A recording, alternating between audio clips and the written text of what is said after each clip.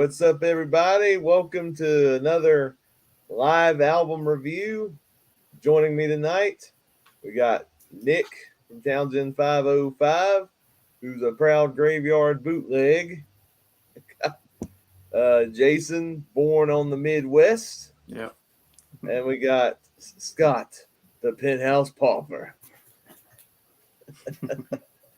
Yeah, we're in total we're referencing 6 songs on the album. Yes, we are. Yeah. Sadly, Yeah. none of us are Miss referencing. Molly's not getting any love, I don't think. Yeah, I couldn't squeeze it in there. Molly.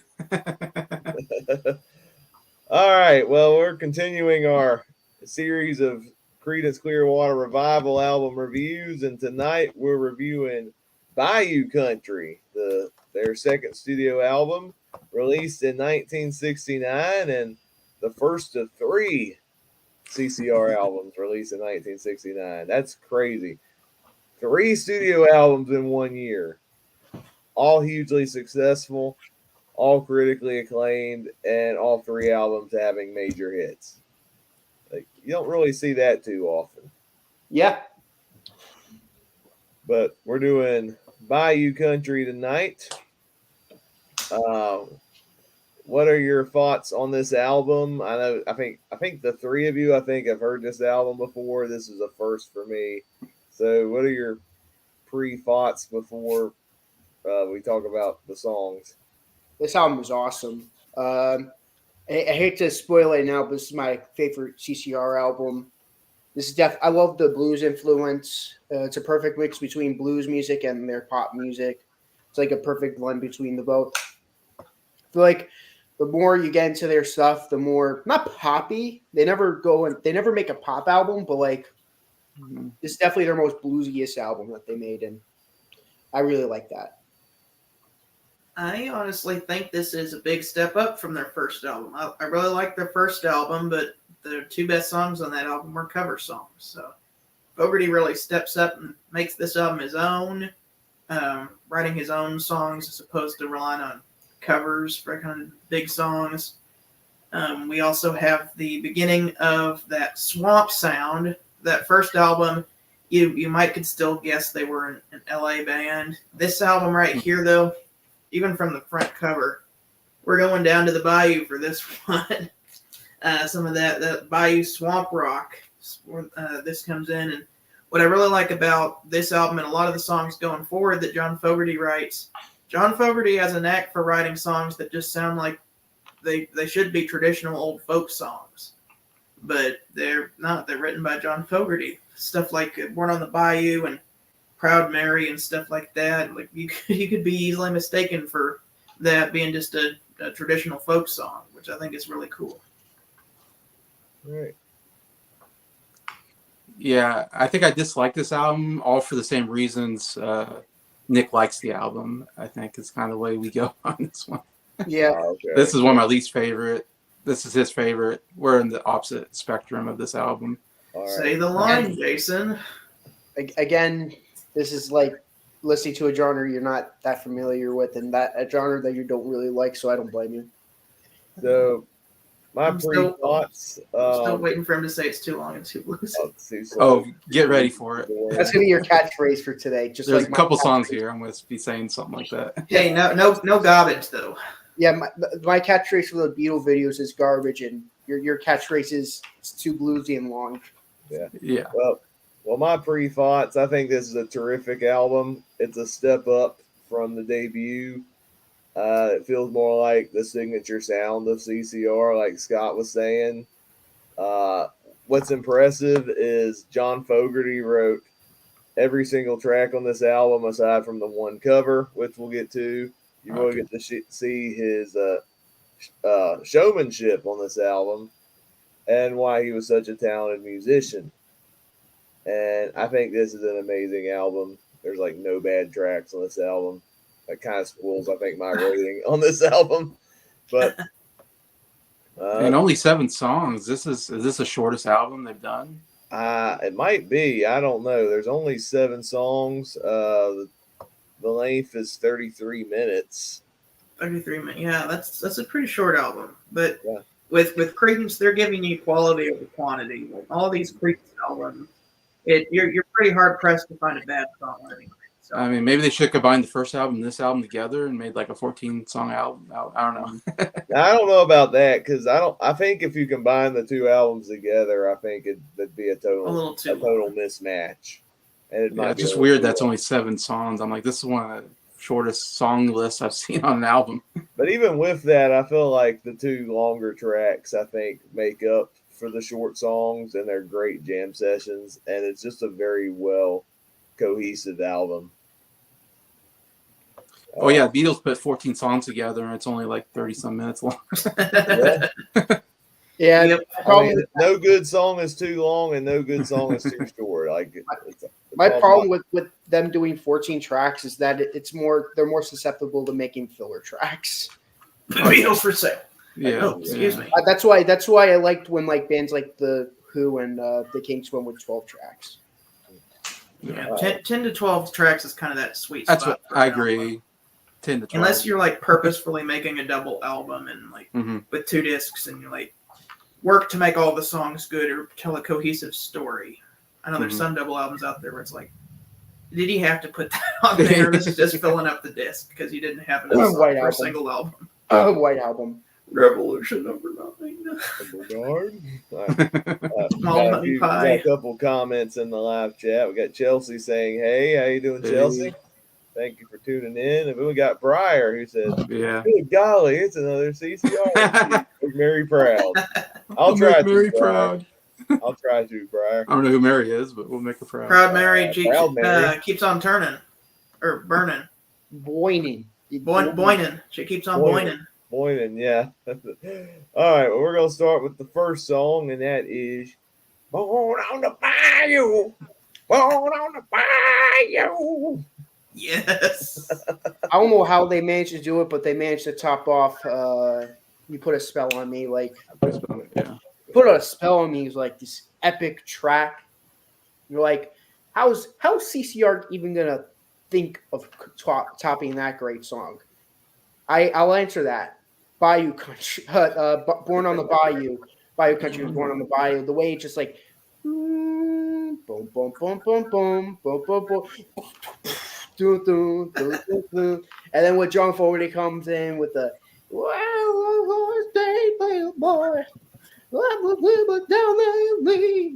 just like with his soul attitude, it's just this is how you start an album. So I agree with Nick. This is like the best song that they could have started this album with. You get that little droning guitar note at the beginning that fades in, like, and then as soon as it gets louder, you get the main riff that comes in. And I love the effect on John Fogerty's guitar, that little slight tremolo on there that makes it kind of shaky. And then as soon as Stu Cook comes in, and Cosmo Clifford, the bass and the drums, oh man, that groove. And then, like, just when you think it can't get any better when they got that groove going, John Fogerty comes in and he just belts it out. Like, when I was just a little boy. Yeah. And Nick did it already, so that's all I'm going to sing of it. But, oh my goodness, this song is so good. Like, I already talked a little bit about the riff, John Fogerty's vocals, and then you get to that middle section where he plays that guitar, that boom, boom, boom, boom, boom. It's just like this makes you want to go down to the bayou, even if you've never been to the bayou, which I don't think Creedence ever did. You feel like you're there on the 4th of July with your hound dog chasing down a voodoo. Voodoo. They're born on the bayou in California, I guess. Yeah. not Los Louisiana. Yeah, this is obviously like one of their signature songs, I would say. I'd say there's 3 songs on here that are pretty well known. At least I knew before I heard the album. And yeah, so obviously, yeah, it's a great way to, especially when your name of the album's Bayou Country, Born on the Bayou. Yeah, it has to be your opener. That's the perfect opener for the album. Like I said, it's got, I guess it kind of introduces that swamp rock kind of feel. I guess, which is kind of like southern rock. They're kind of like a southern rock kind of band, I guess I would describe them. And blue, at this point, they're still bluesy. I feel like they get less bluesy with the next several albums. Definitely, this is like at their bluesiest. But that guitar intro, I was gonna say, I just love that guitar part. That intro, dun dun dun dun dun dun, whatever. Like that's such a great intro to it. And then obviously John Fogerty's vocals are just absolutely fantastic. You know, as Jacob was singing that "Born on the Bayou," he just has such a great voice for it. And like you were singing, yeah, he just sings that like it's like he gives you, you know, like it's like give us a level 10 and he gives you a level 11. You know, he just goes all out on the vocals, which is great. That's what makes these songs, you know, so good. It's to me, Fogerty's the key ingredient of these songs, and especially this one. He's like the secret sauce. Yes. But yeah, man, I love this track. It's gonna be hard picking what my favorite song on this album is because this song is an amazing opener. This feels like the definitive sound of Creedence Clearwater Revival, that swamp rock, which it blew my mind when I realized that none of these members were from Louisiana. They're from California. Mm-hmm. And yet the way John Fogerty writes this song, you feel like he's been there his whole life. I guess he just loved the culture and atmosphere so much. He's like, oh, I'm going to write a song about it. And it's amazing. His vocals on this track are incredible. I love the guitar part. Great percussion in there. Just a catchy earworm of a song. And a pretty good jam session, too, with some of the guitar work and guitar solos. I think this song is incredible. One of the very best CCR songs. A great gateway to CCR, too, for any newcomer, I would say. The name of the album, Bayou Country, this is like, to me, it's like sort of like the welcoming song, like sort of like Sgt. Pepper's is to Sgt. Pepper's, where it's like, welcome to the Bayou. I was born here. It's like, yeah, you know. I can see that. And I think this is a brilliant way to start the album, especially the fact that it's called Bayou Country. Mm-hmm. All right, our next song is a song called Bootleg. I had to look up the title because when John Fogerty's singing, it sounds like he's going, bootleg, bootleg. It doesn't sound like bootleg. Like, what's a bootleg? I don't know what Bootleg. What's a Booty, bootleg? But it's bootleg. All right, thoughts on the bootleg? I guess I'll go first. This song is really cool. I will say 5 of these 7 tracks are like competed to be number 1. Sadly, this isn't one of the 5. It's a little repetitive. I still think this song rocks and I still really enjoy it, but it gets a little repetitive. It is a little repetitive compared to the other songs, but I think this song is awesome. I will say this, something that you will never unhear is sounds like someone pointed out to me in the comments, but it sounds like he's saying Kool-Aid powder. Oh no. Kool-Aid powder. No, Robert Plant already told me I needed Kool-Aid, and now he's just reinforcing it.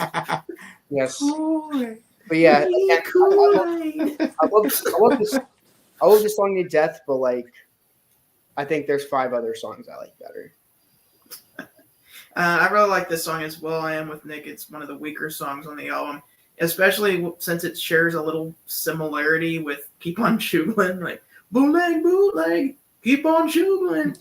Very, true. very similar, but it's a good melody. Like it's no Dust My Broom. It's not something I'm getting be upset about that I hear No Dust My Broom. several times on the album. But I still really like this song. It's really good. I'm just picturing John Fogerty probably could have made that song even better. Or Dust My Broom. You know, if CCR did Dust My Broom, it would be the best version. I was gonna say, yeah, it'd probably be a good version of the song. I mean, They would have rock this. Susie Q, so anything's possible. Yeah.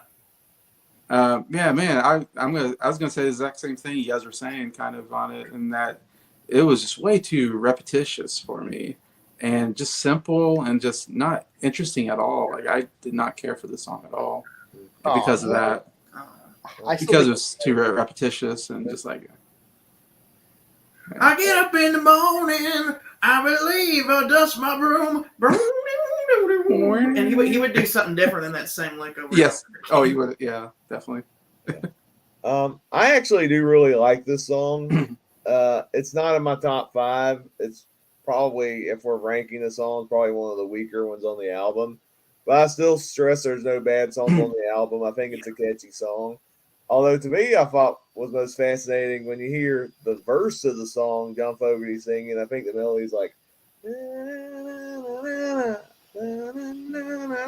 I'm like, was this song the prototype for Run Through the Jungle? Because the verse sounds very similar to me. It's a weird You're right. Frankenstein of Run Through the Jungle and Keep on Chewing. Yeah. Bootleg, Was run it- for the jungle. It was like Keep on triggling. It was a weird music video for this song. Really? It was the only music video for this album, actually. Oh Okay. wow! They did a video for Bootleg and not Proud Mary. That's I crazy. know. I know, it's weird. They could have done a video with them on a riverboat. Yeah, but yeah, I think it's a good song. If I'm correct, I think that might be their only music video they've ever done. Wow. Really. I think if I'm correct. Well, they did Looking Out My Back Door where they're all sitting. Oh in the yeah, living you're room right. jamming. I was like that's why I asked if I'm correct, but then I don't remember yet. Yeah, I think they did one for that song, Bootleg. Oh yeah, they did a couple of them for the debut album. No, actually, they only did it for I Put a Spell on You. Oh yeah, with the trippy effects. Yeah, and then they did the one for Bootleg, and then I don't think they've ever done a video for any of the songs on Green River. I know they did one for Sweet Hitchhiker, but Yeah, I do know they did did one for that. I've seen the clip for it. where he's I think- like on the motorbike. Yeah, they have like very few. They have like very few videos, which is weird. Yeah. Oh, we got another comment in the chat. We got Austin. He says, "Hi guys, how are you tonight?" Doing good, doing We're good. doing good. We're talking about an amazing album. Unless you're Jason. I said I wouldn't say that, but okay. I'd say this could be a video that Jason's not going to be enjoying to make. This is like his Led Zeppelin 4 almost. All right. Track number 3. This is the last song on side 1. The longest song on the album, clocking at 8 minutes and 37 seconds. It's a song called Graveyard Train. All I'm gonna say about Graveyard Train is I hope you like boom, boom, boom, boom, boom, because you're gonna be hearing it a lot. Oh, However, We what they should- do on top of that is really great. He starts out very quiet, John Fogerty singing just about how like people took this road and ended up dying or something, and he doesn't want to get on the graveyard train. It's like 30 people lost their lives, and he's like, I better look out because I'm going to be number 31. But then he's got all this really cool guitar, like guitar fills that he does on top of it. It's really cool. I will say, I do think it runs a bit long for a song that's just boom, boom, boom, boom, boom. Like if they would have like done that and then done something different in the middle, and then like I said, to subvert the expectations, and then like gone back to that at the end, it would have been even better. But because it's just 8 minutes of boom, boom, boom, boom. I don't like it as much as some of the other stuff on the album, but I'm just nitpicking there. I still think it's really good. We should let Jason say how bluesy and yeah, I know Jason's probably. You probably. I know Jason doesn't like this one. Oh yeah, I really did not like this one. Yeah. This was a hard one to get through. It was so boring. I was so bored out of my mind. It's so slow moving. It's like, give me more Born on the Bayou or give Golly Miss Molly, not this stuff. And we get another one like this later on, and that's what I don't like about the album. But yeah, it's definitely one of the things that, yeah, it's way too long. Yeah, it's just not my kind of song. Oh, he didn't say the thing. What, bluesy? I didn't say bluesy. It's too long. It's too bluesy. Too long. It's too bluesy. Oh man, I bet I know the other song you don't like. now. He's gonna try to go the whole video without saying it, saying things like it, but not saying. This is gonna be the song the two songs that me and Jason are gonna be the most divisive. I think this is one of the best songs on the album. I love this song. It's another song that I could just picture like originally being done by a black artist that was in the Bayou, but like supposedly this is an original. So when I found out it was original, I'm like, wow.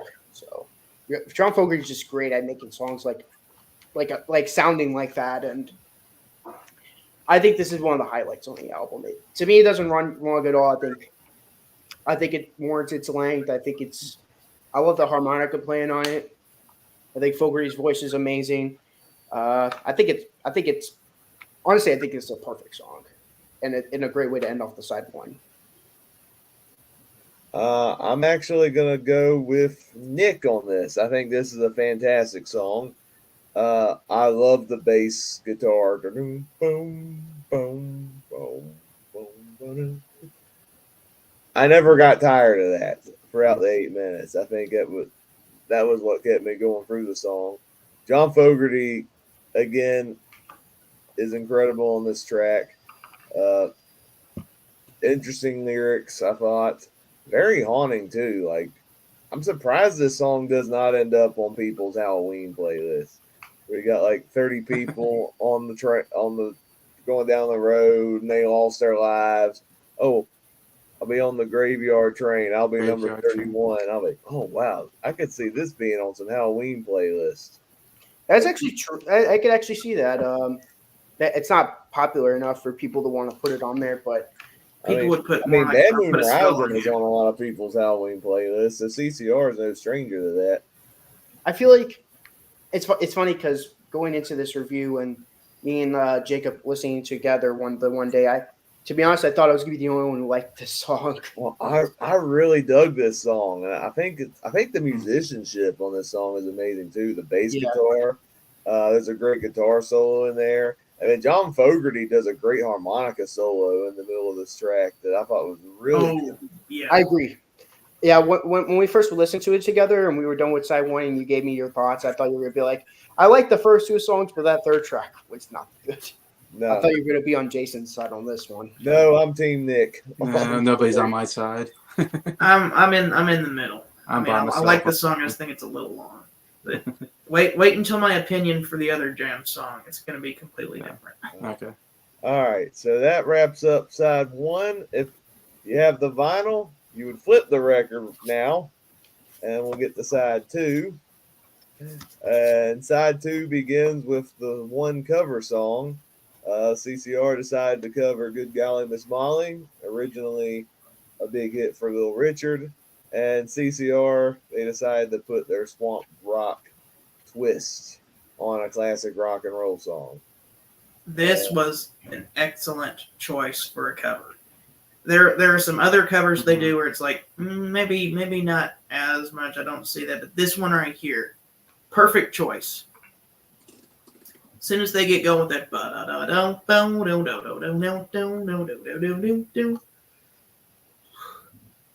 and then like John Fogerty comes in full strength, good golly Miss Molly, and then he's singing and he's playing the guitar at the same time. That so he sings and then he'll play like a,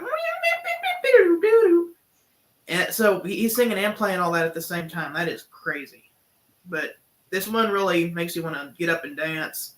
It's a very good cover of this song. Oh yeah, he definitely makes it his own. I think the Little Richard one the original pales in comparison to this version. He really adds something special to this track. I love the part where he's like, from the early morning to the early night, you can see me falling talking about your house all into that. And the drums under that. Oh, it's just the drumming is amazing. I feel that's probably why I like the blues track so much. Is it shows off Cosmo's abilities as a drummer, and the bass player too shows his abilities off too. I feel like at this point of the band, I feel like the rhythm section is really on top. Yeah. 1969 and 1970, these guys were at the top of their game. Yes. Yeah, this is another solid cover from CCR. I think they're really good at cover songs, to be honest. Like I think we covered what Susie Q and Put a Spell on You in the first album. Cover too, Yeah.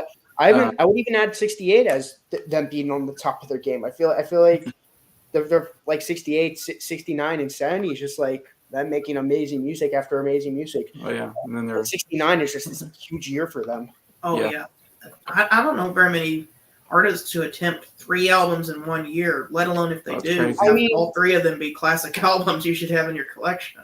I mean, the Beatles tried doing 2 albums a year for 64 and 63. First 3, 63 and 64 and 65. 65, yeah. But like 65 they were able to do 2 good albums, but like 64 they were not able yeah, to it's like with 63, Please Please Me was a good album. With the Beatles, it was kind of a mixed album. Yeah. But like they get better with Hard Day's Night. But like we were able to do it 3 albums. Yeah, but I don't know if I want to get into my opinion on that, but Oh yeah, I prefer the Beatles over these 2 albums for sure. But anyways,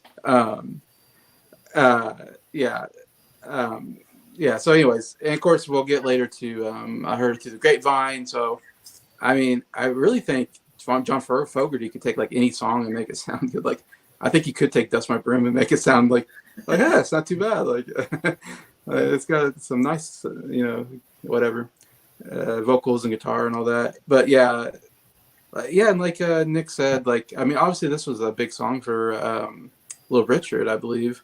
Yeah. And Little Richard does a good job because he's got a powerful voice. But CCR kind of make it their own, and and just as good, I think, as original. I thought the same thing about the cover songs on the first album and stuff like that. So they're really good at making these songs their own. Where I would almost think this was theirs, and then you're like, oh yeah, it's a cover song. So yeah, like you say, another solid cover. I'm gonna say this is one of the best covers CCR's ever done. Now I hold the Little Richard version in high regard. It's one of the most iconic, classic rock and roll songs. Definitely one of the highlights in Little Richard's career. I'd put CCR's version on an equal playing field. One, because they make it their own.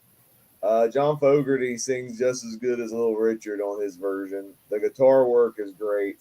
I like how kind of swampy this version sounds. Kind of has that southern rock feel compared to the rock and roll piano driven number the original had. And I think that's how you do a good cover. Respect what made the original good while making it your own. And man, what an amazing track. One of the best on the album. That leads to our next track. We're back to John Fogerty Originals, and it's the one Scott decided to reference, the Penthouse Pauper. I love the Penthouse Pauper. There's a reason I put it as my name. This song is amazing. It's spoiler alert, going to be in my top 5 songs on the album, but probably because the lyrics are relatable. Humorous lyrics about a guy who got no money, but he's got a good taste for fancy things. So, and I love at the end where he's like, "Come see my penthouse." It's like, I ain't got no money, but like, if I was a piece of jewelry, I'd want to be a diamond ring. It makes a lot of comparisons like that. And the guitar playing on this one is amazing. John Fogerty is a great guitar player. Those little fills he plays in between singing, and I love the part where he goes that little repeated lick there. I really like that part. But this song is very good. I really like it. One of the best deep cuts here on the album.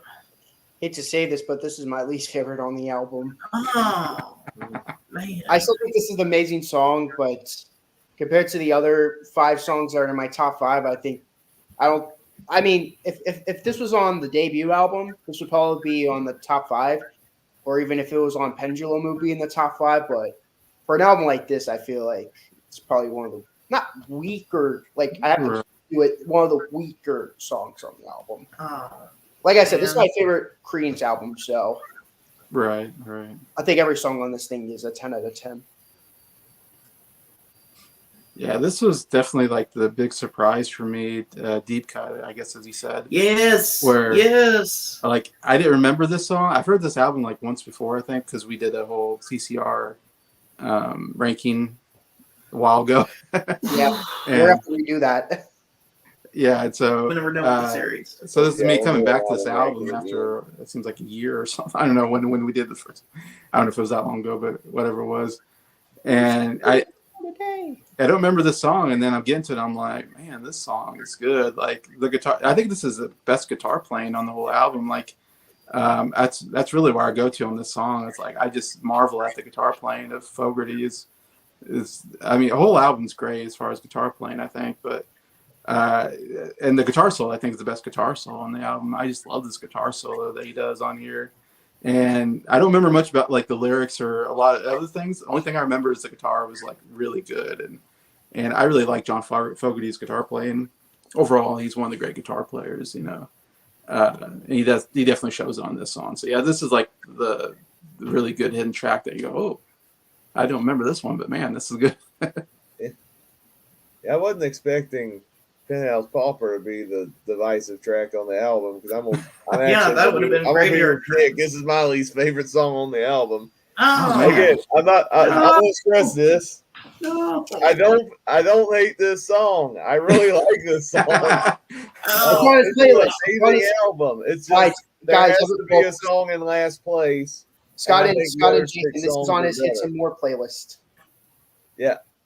Probably Yes. they put every song from the album on there. Every song from this album's on my Hits and More playlist. So I think this is an amazing album. Watch, you're probably going to have like 95% of the Creedence discography on your Hits and More playlist. Probably. I think this is a great song. I think this is probably the weakest CCR song lyrically. I think Okay. I do kind of agree with Jason. I think the production of the song to me stands out more than like the vocal delivery.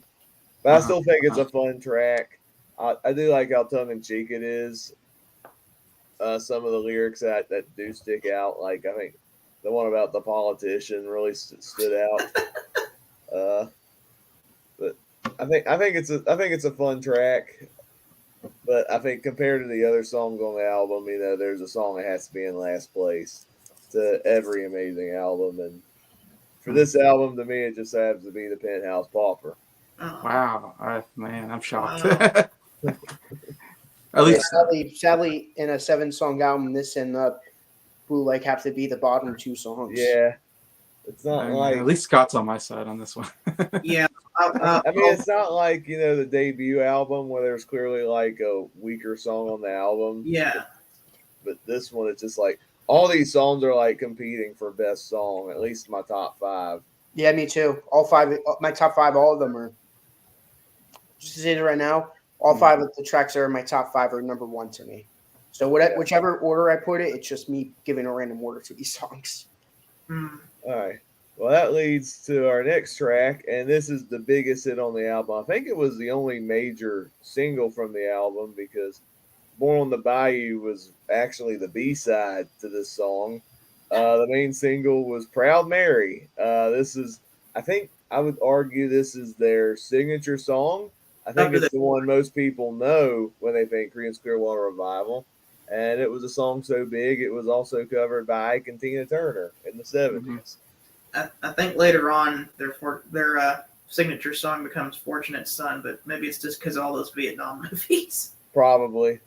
But the first CCR song that pops in my head is Proud Mary. Mm. This seems like the first big one to me for them. But Yeah. I don't know if it charted real well. I didn't. What's number 2? Let me see Okay. how well it did. Fun fact. Creedence has the most number 2 hits without a number 1 hit. Without number 1? Oh, man. They never Yeah. had a number 1 hit. Never had number 1. But they had had this like is one of the so number many twos. number 2 hits. It's They not did even have a- funny.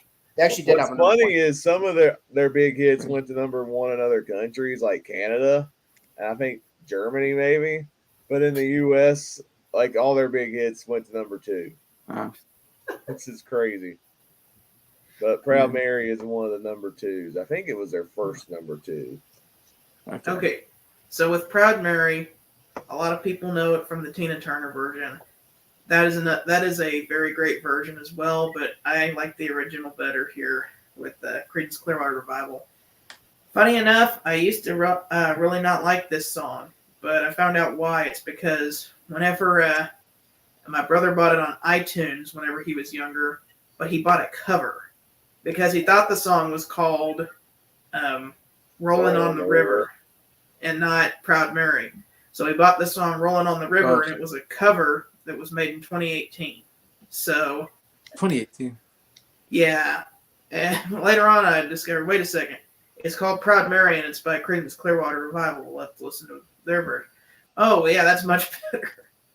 But this song is really good. It's another one of those songs where it's like, this could have just been a folk standard song. Mm-hmm.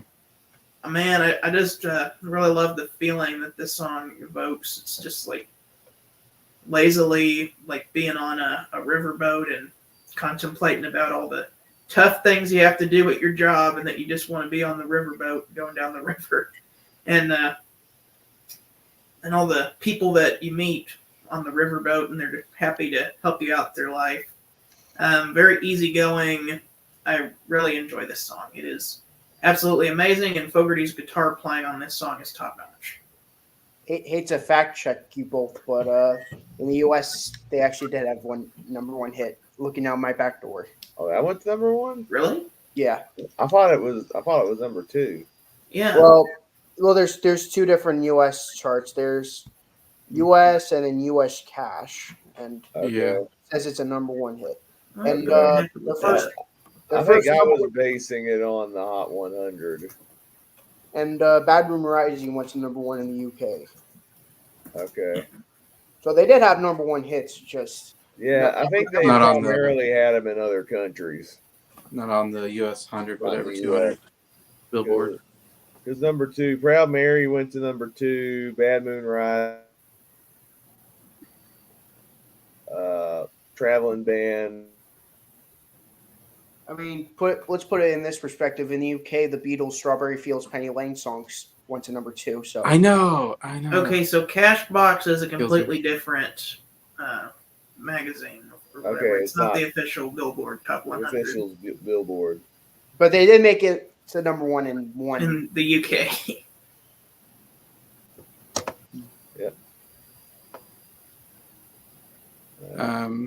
Okay. You want me to go or? Yeah. You can go, Jason. Nick, did you? Okay. Oh, I didn't know who wanted to go first. I'm sorry. Yeah. Yeah. Yeah, obviously this is their big song. Like I said, when I first heard this song, I thought, oh, wow, they're covering Ike and Tina Turner. Like, this is cool. And it wasn't until later that I found out, oh, they wrote the song in Ike and Tina Turner. Because I feel like I heard the Tina Turner version first before I heard this version. So I just always assume, I mean, to this day, I always think about Tina Turner when I think about the song, because I can just vividly remember her singing the song and like dancing around, you know, with that short dress on, whatever, and rolling. She like do this like, you know, dance thing. And yeah, that was a big song for her, and it was good, you know, it's a decent song.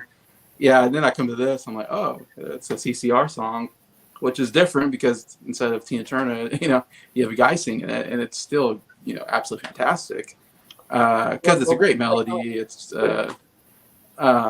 really catchy. It's the most catchiest song they've done up to this day, I think. I love that guitar strumming that at the beginning, you know, dun dun dun, dun as we're waiting for them to start singing. Like it's so great. Like you're just getting ready for it, and then I like the solo a lot. Like it's not as shredding, I would say, as like Penthouse Popper. I don't know what the word I should say, but it's still a really good guitar solo. I still really enjoy it. I feel like this is a more radio-friendly song compared to some of the other songs on the album that are also, like, I mean, compared to like maybe Penthouse Popper, which wasn't a radio hit, but this was, I don't know, it just had that radio hit to it. Obviously, that it was nice to hear from them instead of just doing, you know, all these, you know, bluesy, you know, jam songs, and then they come out with this, which is like, wow, they can write a hit song if they want to and be really good at it. And it's still, yeah, I think a really good song. I think one of the best they've done up to this point. Is there a video of John Fogerty dancing around in the Short dress. No. So, So this song is a very good example. This song is a very good example of what I'd like to call the Creedence magic. And the formula is to make a really good Creedence song, you got to have John Fogerty tuning his guitar down a full step to drop D tuning, and Tom Fogerty keeps his guitar in standard tuning. And they each play a riff that's very similar, but whenever you have Fogerty or John Fogerty playing it in the drop tuning and Tom Fogerty playing it in the regular tuning, it gives this really cool effects. It's like two very similar riffs, but with the different tunings, it gives it a very different sound to it. So that bow bow bow bow bow bow bow bow bow. Yeah. That's two guitars, John with his guitar tuned down and Tom in standard tuning. And the two different tunings give it a very difference in tonality. And I think that's really they do that a lot on their songs. Interesting. Okay. I think this is an amazing song on the album. I think this version's way better than the I Can Tina version. That version's unlistenable. Can't stand that version. I'm sorry, Jason. I know you really enjoy that version. Yeah, I can't stand that version. Like when I found out that they covered that, I'm like, it was on Sirius XM, and I'm like, what is this crap? Yeah. Even my dad was like, yeah, I don't really like this either. And we switched to the Beatles channel after that. Is it garbage? It's garbage, that version. It is. And we ended up switching to the Beatles station, which had Strawberry Field. So we switched to a bad song to a great song. Weird coincidence because I know that's Scott's favorite Beatles song, but I'm like, yes, that song's way better. But yeah, love this song. Awesome.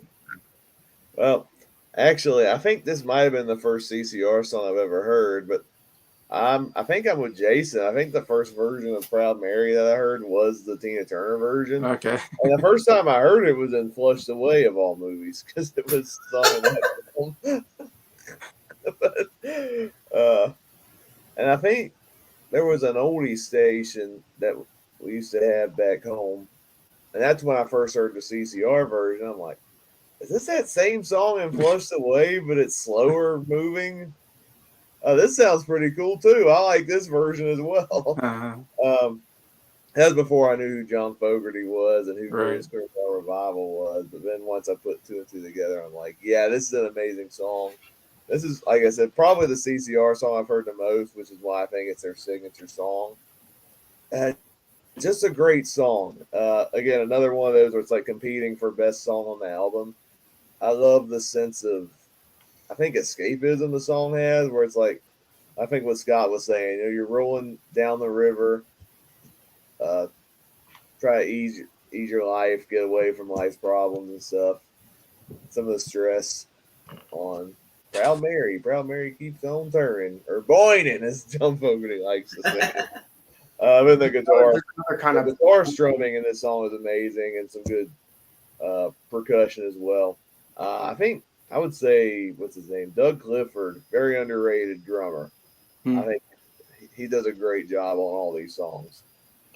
There's another kind of rolling that they do that people could be doing. But not Creedence. Yes. Great. Yeah, great so one of the songs you wouldn't know the name was Proud Mary just by listening to it, I guess. Yeah, because for the longest time, I thought the song was called Rolling on the River. Yeah, I didn't know it was called Proud Mary. I didn't know it was called Proud Mary until I got the Chronicle album. I'm like, Proud Mary? Where does that come from? Called Proud Mary? I couldn't even tell what he was saying. It sounded like y'all Mary keeps on turning. I can't tell what he's saying. Something in Mary keeps on burning, and why is Mary burning? Sounds like they're saying like roller. When I was a kid, and I was listening to the song when we go to Ranger games. Sound like, because my dad had a greatest hits CCR album. This is obviously one of them. I thought they were saying roller, roller, roller on a river. Like, but then when I found it saying rolling, I'm like, okay. That makes more sense. And I think I also want to say for the record, I think the Tina Turner version is an amazing cover, and it's also one of my favorite cover songs. I think I still prefer the CCR version though. Yeah, So I probably prefer CCR, but Tina's good too.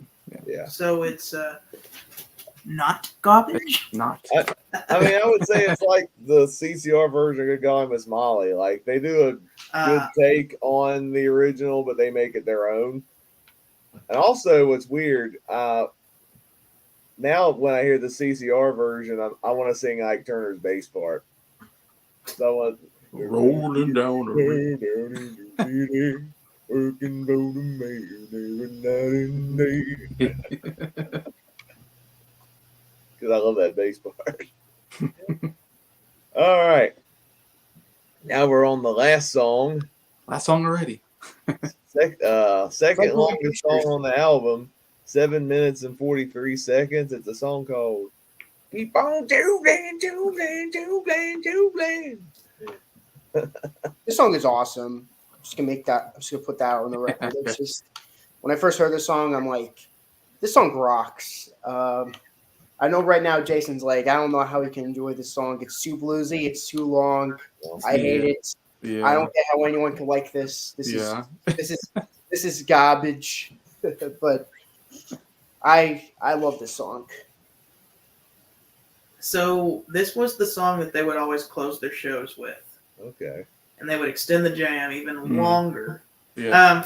I watched a half documentary, half concert on Netflix called I forget what it was called. Oh, I think it was Creedence at the Royal Albert Hall, and they talked. There was a little documentary leading up to the performance, and they had the full performance. Yeah. And this was the song they closed out on, and I can see why they close all their performances with it.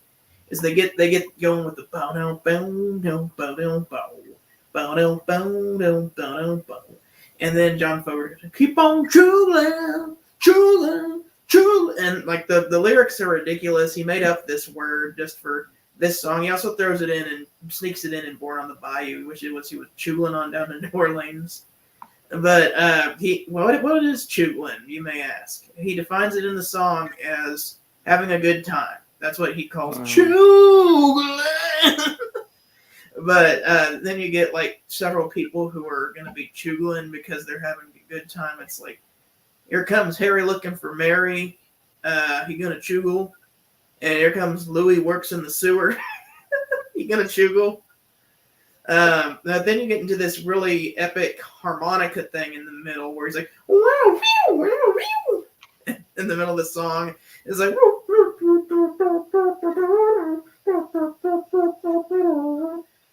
lots of fun harmonica jamming, lots of fun guitar jamming. Of the two jammy songs on this album, I like this one a lot better because it's more like just them rocking out rather than just playing the same blues riff over and over again. But this is one of my favorite songs on the album. I really enjoyed this one.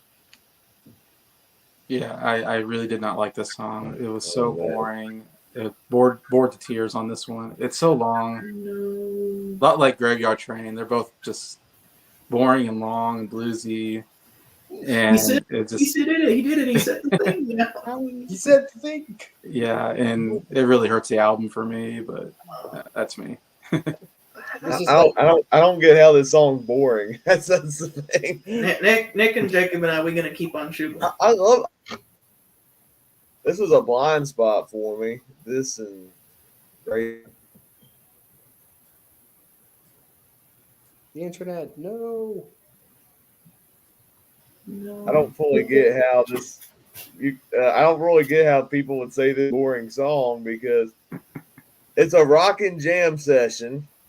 John Fogerty sings his heart out on the songs, defining a new word for us on what chuggling is. I think it's got Don't worry, great wordplay. Jason's getting back at me for the future Beatles for sale. I'm going to be trashing on lots of Beatles songs, lots and lots of Beatles songs. I'm going to be trashing on. So look at it this way. It's kind of like Jason getting back at me.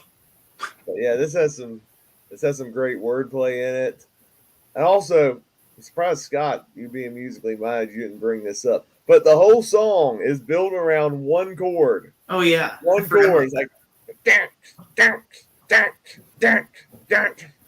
Poor Tom. That's all he gets to do is dum dum dum dum and yet everything around it works sonically. Like the guitar riff, the guitar solo, John Fogerty's vocals, the percussion, the amazing harmonica solo, everything works around this one chord that's all throughout the 7 minute 43 minutes.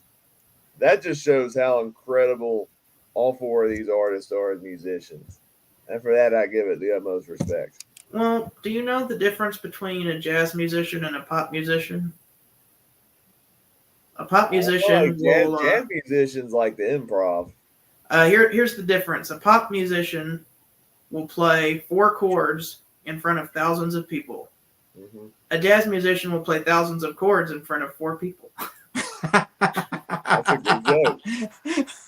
I feel like this song kind of mixes the sensibilities of both because, pop music tends to have the 4-chord structure, but this song has 1 chord and there's a lot of improv on it. Yeah. I just think this is a really cool song. All right, so that wraps up Bayou Country, the album. What is everybody's top 5 songs? I'll go first. My number 5. Like I said, all these songs are number 1 on the top 5. Even the bottom 2 I love. Number 5, I'm going to say Born on the Bayou. Number 4, I'm going to say Good Golly Miss Molly. Number 3, Proud Mary. Number 2, I'm going to say Keep on Truly, and my favorite song on the album as of now. Well, like I said, these 5 songs are my favorite, but this is like if someone came up with a gun against my head and said, "What's your favorite on this album?" I'd be like, Bootleg. Graveyard Train. Wow. Okay. All right. Okay, I actually have my list correct this time, so hopefully I don't mess it up. I'm going to go backwards, believe it or not. Okay. We'll see if I can make it through without stumbling through it. Number 5 is going to be Good Golly Miss Molly. Great cover, great guitar playing. Number 4 is The Penthouse Popper. I feel like I'm the only one who really likes this song. Jason, he likes it too. But number 3, Keep on Chugling. Great jam session, great way to end the album, great way to end their shows. That's how they ended their Woodstock gig as well. Number 2, Born on the Bayou. That song is amazing. And number 1, it's the big song for a reason, Proud Mary. It's a really good song. All right. I had a feeling I was going to be the only one who's not going to have Proud Mary on my number 1. All right. I don't know. Jacob might have another one. We'll see. We'll see. So it's hard to do a top 5 when there's only 7 songs on here. Yeah, if I had to rank the songs, it would be Penthouse Popper, Good Golly Miss Molly, then my top 5. Yeah, if I had to rank the songs, I'd put Bootleg last and then Graveyard Train. Okay. So I can't come up with a number 5. There's only 4 good songs on this All album. right. So what's your top 4, Ben? So I can go 4. Number 4, Good Golly Miss Molly. Number 3, Born on the Bayou. Number 2, Penthouse Popper. It's such an underrated song. Oh wow. Number 1, Proud Mary. It's the best song they've done up to this point in the first So you 2 albums. rated Penthouse Pauper higher than Scott did. Yeah, I'm surprised. Wow, I'm surprised No, by that. And I am the Penthouse Popper. Yeah. All right. No, All I right. thought My it was top excellent. 5. I will say before I share my top 5, I want to stress I think Bootleg and Penthouse Pauper are great songs. I just prefer the other 5 more. No bad tracks on this album. And I'm not even going to say there's a dishonorable mention because this is a fantastic album. But top 5, my number 5, Graveyard Train. I'm with Nick. It's an amazing song. Number 4, Good Golly Miss Molly. Probably the best cover they've had to date. Number 3, Keep on Chugling. Might be their best deep cut so far. It's amazing. Top 2 is where it gets hard because I've struggled all day. And then when I listened to the album with Nick the other night, which one is my favorite of the 2? But after listening to this album again before we went live, I think I'm going to make this decision, and it might shock some people. Number 2, Proud Mary. Number 1, Born on the Bayou. All right. All right. We got Well, me and Scott agreed, but yeah. I'm not gonna say you're wrong, guys. I yeah. honestly I feel like it's more like Proud Mary is number one and Born on the Bayou is number one too. Well, technically, I Second agree. number one. I agree with all three of you because I think, like I said before, I think all 5 of the top 5 songs are number 1 in my books. Okay. So I know. I'm curious, Jason, since I know you didn't care for not Penhouse Popper, Graveyard Train and Keep on Chugling. Which one do you think is the worst of the two? Graveyard Train, I think, is probably one. See, I can see that one. That was your number one. I know, Nick. I'm sorry. No. I'm clarifying this. All 5 of the songs are number 1. I just said the songs randomly. I'm going to be honest. I couldn't think of a top 5. So basically, I don't have a top 5.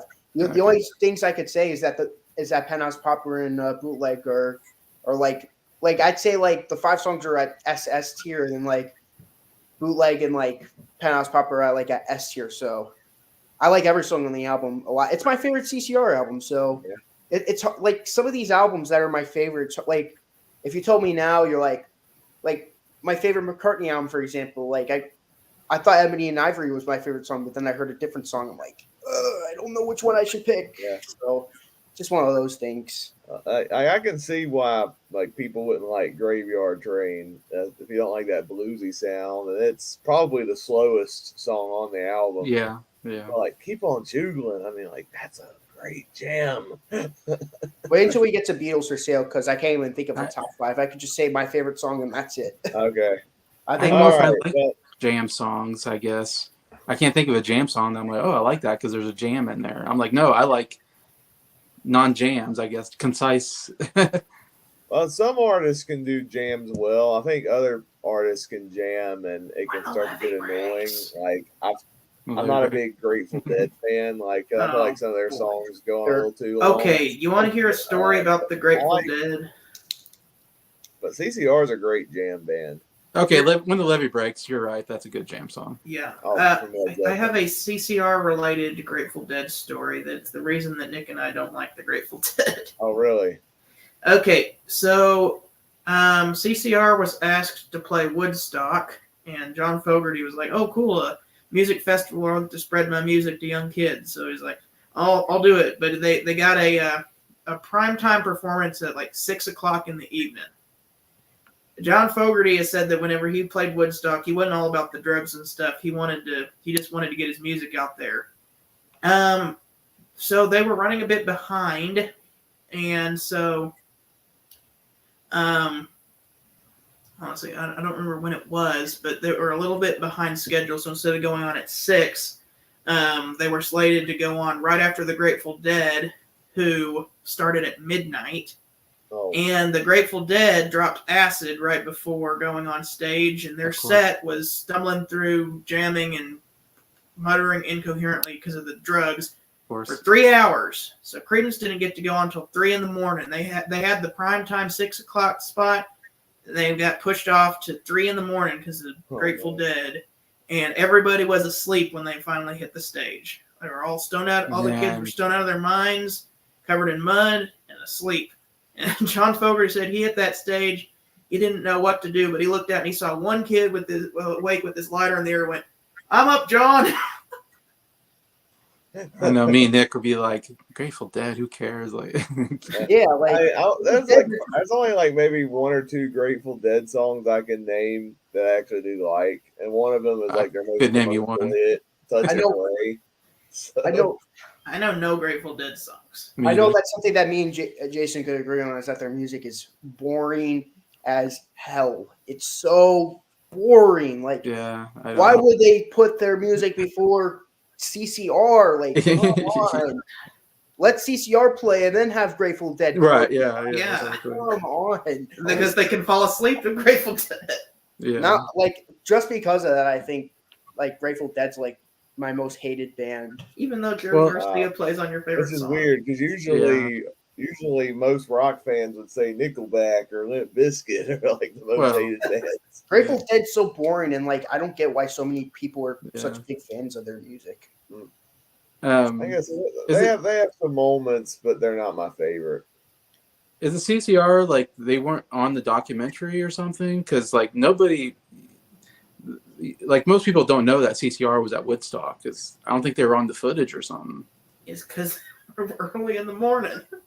Yeah, so no one ever talks about CCR, and it's like, oh, they were there too. Yeah, it's because of the Grateful Dead. I forget CCR was at Woodstock. Yeah, because you think of Crosby, Stills, I know- Nash, I and know Ooh, or Jimi whatever, to and me, the biggest artist I think of Woodstock was Jimi Hendrix. Oh, Jimi yeah, playing Hendrix, the national anthem, Santana. guitar player. Yeah. All right. So, what's everybody's rating on Bayou Country? Well, saying that this is in my top 100 albums, I'm giving it a 10 out of 10 by default. Yeah, so. yeah. That makes sense. After doing some calculations as to how much I like this album, how I like the songs, and how it rates in comparison to the other Creedence albums, I have decided to give this album a 9 out of 10. Okay. Still a good rating. Yeah, it's funny when coming back to these albums. I always remember the first two albums. I wasn't a fan of these first two albums. I thought it really gets really good by the next album. And coming back to that first album, I listened to it and I was like, no, this album's actually pretty good. I gave it an 8 out of 10, I believe. So I kind of was surprised that I was like, oh, this is not that bad. Got this album. It's just like I remembered it. I give it a 7 out of 10. Oh, wow. So that's the first album there. So yeah, so I was surprised I liked the first album as much as I did. I was like, oh, this is not bad. This album, like, yeah, this is 7 out of 10 is not the terrible number because you still got 4 really good songs here. I gave With the Beatles 4 out of 10. So yeah.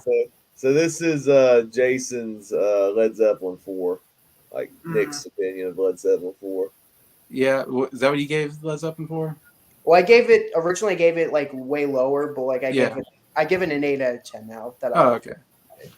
Yeah, luckily there's 7 songs. 4 of them are good, so more than half of the songs are good. So I bumped up to a 7. So I'm like, yeah, it's not the worst thing in the world, but it's definitely I don't hold as high. Like I said, the next couple albums are really good. So I'm gonna give this the same score as Nick. This is a 10 out of 10 album. Wow. I think this album's amazing. I loved every single song on it. Big step up from the first album. Like I said at the beginning, you really get to really feel the signature sound of CCR on this album. I'm curious if this album will remain topped or not compared to the other albums that are coming out after this. I know they did Green River and Willie and the Poor Boys that same year. And I know there's great stuff on that album. Man, it's gonna be a hard ranking. The next 3 albums are really good. I mean, get ready. Compost Factory afterwards. Yeah, that's the big one. The 1970. So you're already on 10 of 10. It's like, well, where can you go from here? I know, but when he gave the Rolling Stones Now a 9 out of 10, I was thinking, if you gave that a 9 out of 10, you better get ready because, oh boy, you're in for a big surprise. This is also the last album to have John Fogerty with a mustache. What? All right. He has a mustache in the back cover. Oh, really? I'm not used to seeing John Fogerty with a mustache. Yeah, he has a mustache. Which one is him? I don't know. Can I see the back cover? I thought he was the one without the mustache. That's Tom Fogerty. Yeah, bottom left is John Fogerty. Really? What? Oh wow! That does not even look like John Fogerty. Top left is Tom Fogerty. Just from looking at it from that angle, it almost looks like Daniel Day-Lewis, and There Will Be Blood. I drink your milkshake. Yeah, the one with the Fogerty with the mustache is actually John. Okay. Wow. The next album, it's like completely opposite because like Tom would end up having the mustache and beard, and John would end up being the one without the mustache. Yeah, the first 2 album covers, he has a mustache. Huh. Who knew, right? All right. So thank you all for tuning in live to this review. Thank you to those who commented on the live chat. If you're watching the replay, you can, I guess, share your thoughts on the album, share your rankings of what your favorite songs on this album are. We got more CCR album reviews coming real soon. We'll do Green River next, but we're alternating with Beatles. So we'll Lord willing, next week we'll cover A Hard Day's Night on the Beatles side of things. So be on the lookout for that coming soon. Any final thoughts before we end the stream? This album's amazing. Keep on juggling, guys. Keep on rolling. Yes. That's how. Keep on rolling down the river on the bayou and keep on juggling. It's good night, everybody. Good night.